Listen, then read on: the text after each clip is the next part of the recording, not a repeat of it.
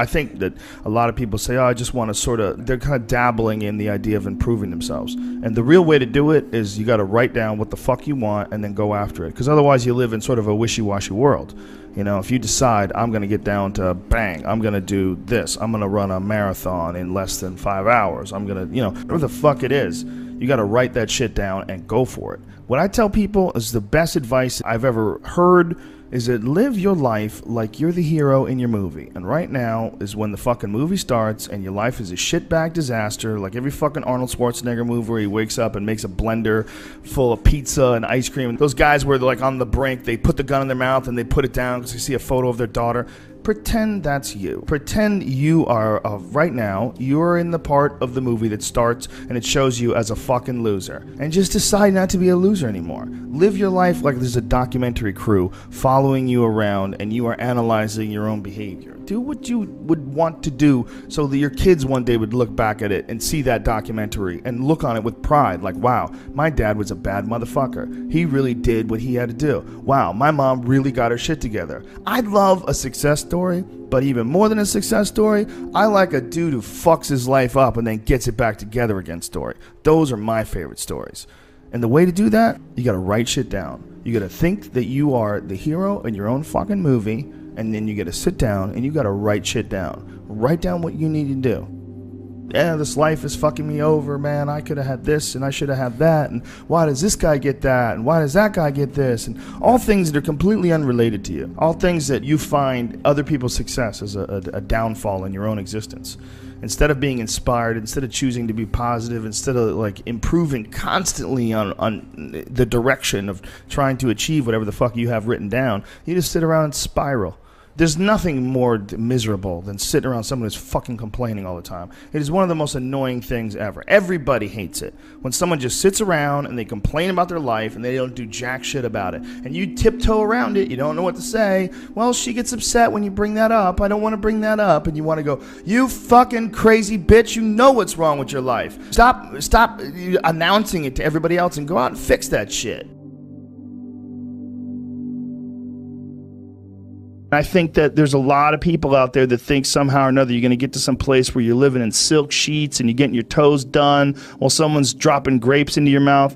I don't want that. I've never wanted that. That guy's not going to be happy. He's going to be bored. An hour into the grapes, you're going to get those fucking grapes away from me. Stop painting my toes. What am I doing in this bed? I got to do something. I'm not stimulated. The human organism, the animal that we are, needs constant stimulation because it evolved trying to find food and escape enemies.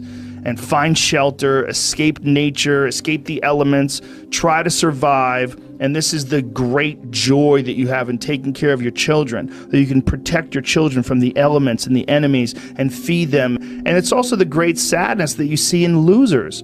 When I see a loser, I see some guy who's 43 years old, lives in his parents' basement, and he fucking hates the world. I'm like, that was a baby. Man, this is a baby that somebody just gave shitty nutrients to, whether it's nutrients in the form of food or in the form of thoughts and ideas and examples. And this kid developed these horrible, self-defeating patterns of behavior that have led them to this point where they're this middle-aged person with no future and no idea of how to get out of this rut and probably never will escape it and might just wind up sucking on a gun. This is the world that we live in today. And I think part of that world is because we have been fed this line of horseshit that you're supposed to seek comfort. And I don't think you are. I think you're supposed to seek lessons and you're supposed to seek difficult tasks and accomplishments. And through those things and through doing things that are hard to do, even if it's just a fucking 90-minute hot yoga class. I do a 90-minute yoga class. Those last 20 minutes, I do not want to be there, man. And I definitely don't want to give 100%. And I can cheat. But if I don't and I get through it, when that time is up and the lady says namaste and everybody gets up, I'm like, fuck, man, I made it. I lost 15 pounds. My fucking yoga mat is drenched to the point where I could literally wring it out and fill a jug up with water. But through that struggle, I will now have a better day. And I better fucking do it again tomorrow. Or do something else. Because if I just think, well, tomorrow I'm just going to coast and eat Twinkies and watch TV. Oh, hello, sadness, my old friend. Hello, depression. Because when you're not doing anything, you feel like shit. And that's just a part of being a human being. And we can pretend that we're something other than what we really are. And we can pretend, nah, me, man, I'm just cool, just chilling, doing nothing. Bullshit. You're a fucking human. You're a human being. You evolved from the hundreds of thousands of years of hunters and gatherers and people that were struggling.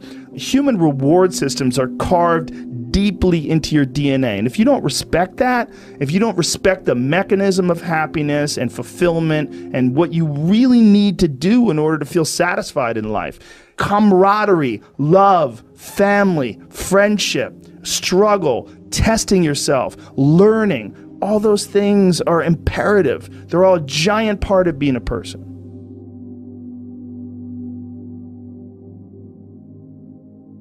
I think the one thing that discipline definitely does help you with is it helps you get things done.